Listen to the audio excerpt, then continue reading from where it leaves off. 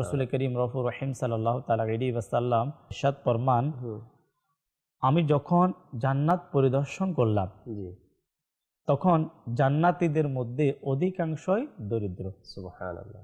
যারা জান্নাতি, যারা এর মধ্যে যারা ধনী যারা, তারাও জান্নাতে প্রবেশ করবে, কিন্তু রাসূল করিম সাল্লাল্লাহু তাআলা আলাইহি ওয়াসাল্লাম বলেন জান্নাতীদের মধ্যে অধিকাংশই আমি দেখতে পেলাম দরিদ্র। তো আসলেই বাস্তবিক যে দারিদ্রতা আল্লাহ তাবারক ওয়া তাআলার পক্ষ থেকে পরীক্ষা। এখানে কামিয়াব তারাই হবে যারা সবর করবে, ধৈর্য ধারণ করবে। আজকে একটা মেসেজ আমরা দিতে পারি যে আল্লাহ তাআলার পক্ষ থেকে দারিদ্রতা এটা আমাদের জন্য পরীক্ষা এবং এটা আমাদের জন্য নিয়ামত। আমরা যদি সবর করি তাহলে অবশ্যই এই নিয়ামত আমরা লাভ করতে পারবো।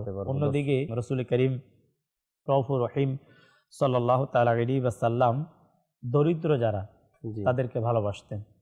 প্রিয় নবী সাল্লাল্লাহু তাআলা আলাইহি ওয়াসাল্লাম, আমরা অনেকেই আশা করি যে আল্লাহর প্রিয় হাবিব সাল্লাল্লাহু তাআলা আলাইহি ওয়াসাল্লাম যাতে করে আমাদেরকে ভালোবাসেন, যাতে করে আমাদেরকে মহব্বত করেন।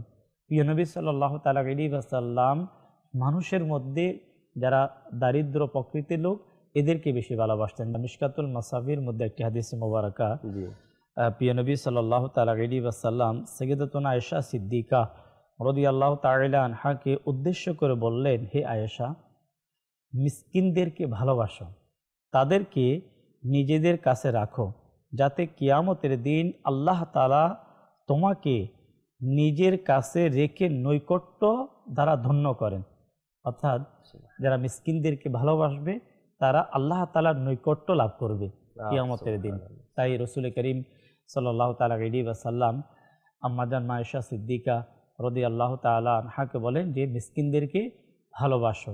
আসলে যে যেখানে প্রিয় নবী সাল্লাল্লাহু তাআলা আলাইহি ওয়াসাল্লাম গরিব মিসকিনদেরকে ভালোবাসার জন্য আয়েশা সিদ্দিকা রাদিয়াল্লাহু তাআলা আনহাকে উৎসাহিত করলেন, এই থেকে এই হাদিসে পাকের উপর আমরা আমল করতে পারি। যারা গরিব, যারা অসহায়, যারা মিসকিন, তাদের প্রতি আমরা মহব্বত রাখি, তাদেরকে ভালোবাসি। কেননা যারা গরিব এটা আল্লাহ তাআলার পক্ষ থেকে হতে পারে। আজকে যে গরিব তার স্থান আমিও হতে পারতাম, কিন্তু আল্লাহ তাবারক ওয়া তাআলা আমাকে সম্পদ দৌলত আমাকে দিয়েছেন, এটাও কিন্তু পরীক্ষা। এটাও পরীক্ষা, দুইটাই কিন্তু আমাদের জন্য পরীক্ষা।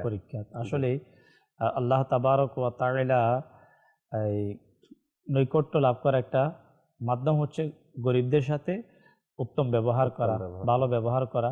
আর যেহেতু আজকে আমাদের যে বিষয় নিয়ে আলোচনা হচ্ছে দারিদ্রতার ফজিলত, এই ফজিলত আমরা তখন লাভ করতে পারবো যদি আমরা ধৈর্য ধারণ করতে পারি, যদি আমরা সবর করতে পারি।